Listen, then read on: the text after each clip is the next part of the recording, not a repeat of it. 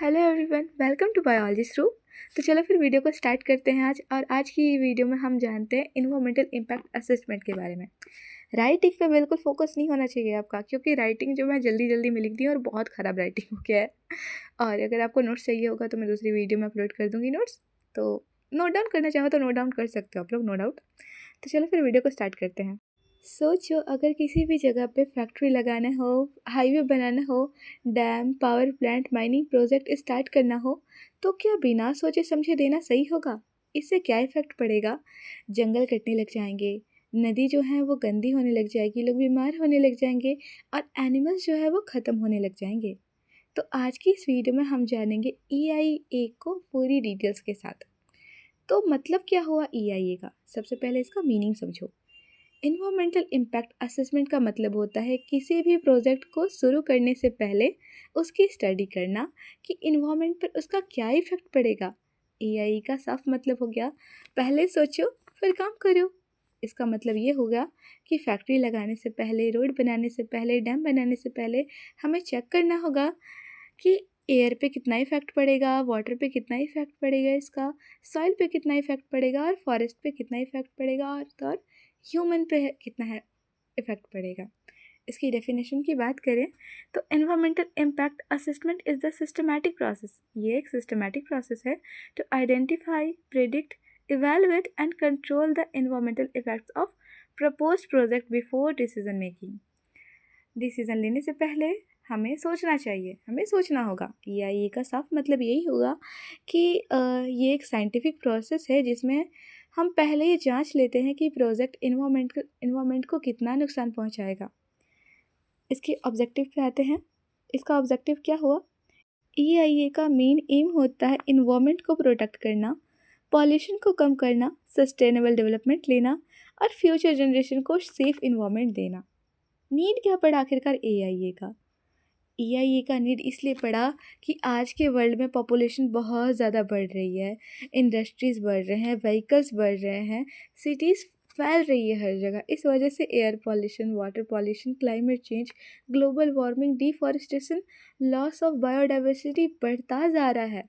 अगर EIA ना हो तो बिना प्लानिंग के प्रोजेक्ट लगाना स्टार्ट हो जाएंगे, नेचर डिस्ट्रॉय होने लग जाएगा, लोग सफ़र करेंगे और फ्यूचर जो है वो अनसेफ हो जाएगा। अगर मैं हिस्ट्री की बात करूं तो 1970 में USA में NEPA एक्ट आया था। इसके अंडर इंडिया में 1986 में इन्वायरमेंटल इम्पैक्ट असेसमेंट एक्ट आया। 1994 में फर्स्ट EIA नोटिफिकेशन आया और 2006 में न्यू EIA नोटिफिकेशन आया। इन डेट्स को जो है आप याद रखो, क्योंकि ये जो डेट्स है वो इम्पॉर्टेंट हो सकते हैं, आप एग्जाम में इसको लिख सकते हो। तो EIA का टाइप क्या हो गया? EIA का टाइप, डिफरेंट टाइप के EIA होते हैं, जैसे कि initial EIA, detailed EIA, rapid EIA, cumulative EIA और स्ट्रेटेजिक EIA। इनिशियल EIA में पहले बेसिक स्टडी करते हैं हम लोग, डिटेल्ड EIA में कंप्लीट रिसर्च करते हैं, रैपिड EIA में शॉर्ट टाइम में स्टडी करते हैं और क्यूमुलेटिव EIA में मल्टीपल प्रोजेक्ट का इफेक्ट हम लोग जानते हैं और स्ट्रेटेजिक EIA में पॉलिसी लेवल पर हम लोग जानते हैं। इसको भी एग्ज़ाम में ज़रूर लिख लेना टाइप्स को। अब इसके स्टेप्स को जान लेते हैं। EIA जब हम करते हैं तो ये स्टेप्स आप, चलो स्टार्ट करते हैं। तो स्क्रीनिंग क्या होती है? इस स्टेप में डिसाइड करना होता है कि कौन सा प्रोजेक्ट के लिए EIA एप्लीकेबल होगा। मतलब कि किसी प्रोजेक्ट होते हैं जो छोटा मोटा प्रोजेक्ट जिसमें EIA जो कि इन्वायरमेंट को बिल्कुल भी इफेक्ट डालेगा ही नहीं डालेगा, मतलब थोड़ा बहुत डालेगा, तो उसमें हमको EIA का ज़रूरत नहीं पड़ेगा। जैसे और बड़ा बड़ा अगर प्रोजेक्ट हो गया जैसे थर्मल प्लांट, ये सारी पावर प्लांट, तो ये सारी प्रोजेक्ट के लिए EIA की बहुत ज़्यादा नीड होती है। तो स्क्रीनिंग में बस हम लोग इतना जानते हैं कि EIA की नीड है या फिर नहीं है।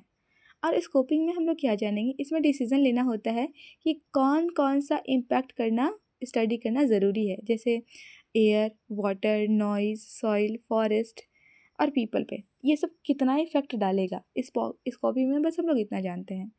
बेस लाइन में हम लोग क्या जानते हैं? बेस लाइन में हम लोग कंडीशन को रिकॉर्ड की जाती है। मतलब अभी इन्वायरमेंट कैसा है, जहाँ पे हम लोग प्रोजेक्ट स्टार्ट करने वाले हैं ना, वहाँ की आसपास की हम लोग देखेंगे कि एयर क्वालिटी कैसी है, वाटर की क्वालिटी कैसी है, पॉपुलेशन कैसा है, कितना है पॉपुलेशन, और एनिमल्स, प्लांट्स, इन सब की हम लोग जांच करेंगे अच्छी तरीके से। इम्पैक्ट को प्रेडिक्ट करेंगे। इसमें क्या होता है, इसमें फ्यूचर इफ़ेक्ट बताया जाता है कि अगर अभी कंडीशन अभी अभी मतलब कंडीशन सही है और बाद में जो कंडीशन है वो ख़राब ना हो जाए, तो फिर फ्यूचर को भी हम लोग देख के चलेंगे कि इसमें फ्यूचर का क्या इफ़ेक्ट पड़ सकता है। प्रोजेक्ट लगाने के बाद क्या होगा आखिरकार, तो पॉल्यूशन बढ़ेगा कि नहीं बढ़ेगा, फॉरेस्ट कटेगा या फिर नहीं कटेगा, टेम्परेचर कितना बढ़ेगा, इन सबको कैलकुलेट करना होता है। और मिटिगेशन में हम लोग ये देखते हैं नुकसान कैसे कम करें। जैसे मान लो प्रोजेक्ट ज़रूरी भी है हमारे लिए, इंडस्ट्री हमारे लिए ज़रूरी भी है, ठीक है, और क्या बोलते हैं पॉपुलेशन उसके वजह से शायद इन्वायरमेंट पे बहुत ज़्यादा इफेक्ट पड़ जाए, तो हम लोग उसके लिए कुछ ना कुछ सॉल्यूशन निकालेंगे ना।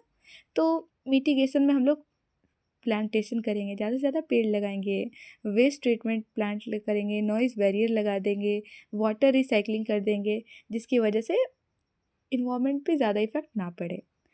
तो और पब्लिक हियरिंग क्या हो गया, लोकल लोगों से हम लोग पूछेंगे, क्योंकि अगर हम लोग इस एरिया में अगर मान लो प्रोजेक्ट खोल रहे हैं तो इसका साफ असर हमारे ऊपर पड़ेगा ना, तो इसलिए हम लोग से पूछा जाएगा वो चीज़ के बारे में कि तुम्हें कोई प्रॉब्लम तो नहीं होगी, तो उनका ओपिनियन लिया जाएगा, ठीक है।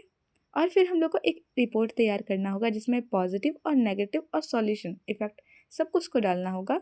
और फिर होगा डिसीज़न की बारी। डिसीज़न हमारी गवर्नमेंट लेगी, या तो वो अप्रूव करेगी, या तो रिजेक्ट करेगी, या फिर उसमें थोड़ा बहुत मॉडिफाइड करेगी। मॉनिटरिंग क्या होता है, मॉनिटरिंग में प्रोजेक्ट शुरू होने के बाद चेक करना रहता है कि रूल्स जो है सही से फॉलो हो भी रहे हैं या फिर नहीं हो रहे हैं। अब एडवांटेज की बारी है। एडवांटेज में EIA से बहुत सारे जो इन्वामेंटल क्या मैं बोल रही हूँ, इन्वायरमेंट सेफ रहता है EIA से, पॉल्यूशन कंट्रोल में रहता है, हेल्थ इम्प्रूव होती है, रिसोर्सेज बचते हैं और डेवलपमेंट सस्टेनेबल होता है। लिमिटेशन क्या होगा EIA का, देखो अभी पॉलिटिक्स का ज़माना है, बोलना तो नहीं चाहिए, पर इसमें क्या हो जाएगा, टाइम कंज्यूम, स्टार्टिंग में जान लेते हैं, टाइम कंज्यूम होगा बहुत ज़्यादा, क्योंकि सबसे पहले रिपोर्ट तैयार करो, लोगों से पूछो, सारी जांच पड़ताल करो, तो इसमें बहुत सारी टाइम कंज्यूम हो जाएगी, एक्सपेंसिव भी है, करप्शन हो सकती है, फेक रिपोर्ट्स बन सकती है। हम लोग को बड़ा प्रोजेक्ट खोलना है और इसमें इतना ज़्यादा टाइम कंज्यूम होगा, इतना पैसा लगेगा, पता नहीं गवर्नमेंट जो है अप्रूवल देगी भी या नहीं देगी, इसलिए लोग शॉर्टकट अपनाते हैं। तो करप्शन हो सकती है, फेक रिपोर्ट्स बन सकती है, और पॉलिटिकल प्रेशर की वजह से प्रोजेक्ट को स्टार्ट करना हो जाता है। तो ये कुछ लिमिटेशन हो गई। तो अब जान लेते हैं रोल क्या है EIA का सस्टेनेबल डेवलपमेंट। हाँ, बहुत बार मैं सस्टेनेबल डेवलपमेंट बोल चुकी हूँ। तो सस्टेनेबल डेवलपमेंट होता क्या है, देखो सस्टेनेबल डेवलपमेंट का साफ मीनिंग है कि आज का जो डेवलपमेंट है कल को डिस्टर्ब ना करे, बिना हार्म किए हम उसको प्रोजेक्ट को स्टार्ट कर सके, ठीक है। तो अब एग्जांपल क्या हो सकता है EIA का, जैसे हमको डैम प्रोजेक्ट खोलना है, थर्मल पावर प्लांट खोलना है, mining, airport, highway, chemical factories, ये सब खोलनी है, तो हमें EIA कंपलसरी है यहाँ पे। होप ही आज की वीडियो आपको अच्छी लगी होगी, और अगर अच्छी लगी होगी तो मुझे कमेंट ज़रूर करना, ताकि मुझे मोटिवेशन मिले और मैं और भी वीडियोस को बनाऊँ। Thank you.